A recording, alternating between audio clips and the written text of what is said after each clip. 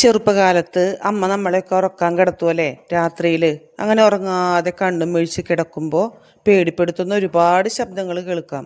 നിങ്ങളത് ഓർക്കണില്ലേ? അക്കൂട്ടത്തിൽ എന്നെ ഏറ്റവും അധികം പേടിപ്പെടുത്തിയ ഒരു ശബ്ദമുണ്ട്.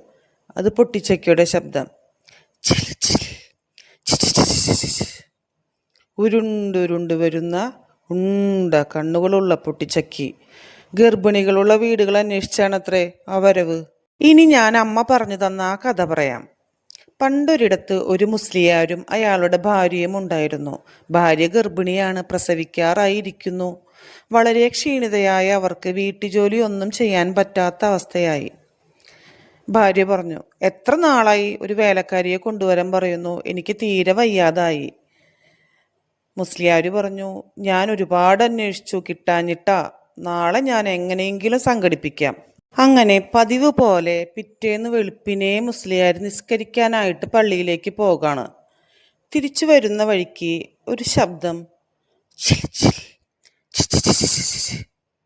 മുസ്ലിയാർ ചുറ്റും നോക്കി. ദേ ഒരു പൊട്ടിച്ചക്കി ചുവന്ന കണ്ണുകളുമായി തന്നെ നോക്കുന്നു. അയാൾക്കൊരു സൂത്രം തോന്നി. അയാൾ വേഗം പൊട്ടിച്ചക്കിയെ പിടിച്ചു. മന്ത്രതന്ത്രങ്ങൾ വശമുള്ള അയാൾ മന്ത്രം ചൊല്ലി ഒരു ആണിയെടുത്ത് പൊട്ടിച്ചക്കിയുടെ തലയിലടിച്ചു. അടുത്ത നിമിഷം ആ ജീവി ഒരു പെണ്ണായി മാറി, ഒരു വേലക്കാരി. അങ്ങനെ വേലക്കാരിയെയും കൊണ്ട് അദ്ദേഹം ഭാര്യയുടെ അടുത്തെത്തി. ഭാര്യയ്ക്ക് സന്തോഷമായി. വേലക്കാരി നന്നായിട്ട് പണികൾ എടുക്കാറുണ്ട്. എന്നും പണികൾ കഴിയുമ്പോൾ ആ വേലക്കാരി ഗർഭിണിയുടെ തല നോക്കി കൊടുക്കാറുണ്ടായിരുന്നു. അങ്ങനെ ദിവസങ്ങൾ പോയി. ഒരു ദിവസം പേൻ നോക്കുന്നതിനിടയിൽ വേലക്കാരി തൻ്റെ തല ചറപറ മാന്തി. ഹോ, എന്തൊരു കടി! തല നിറയെ പേനാണെന്നേ. അതിനെന്താ, ഞാൻ നോക്കിത്തരാമല്ലോ, ഗർഭിണി പറഞ്ഞു.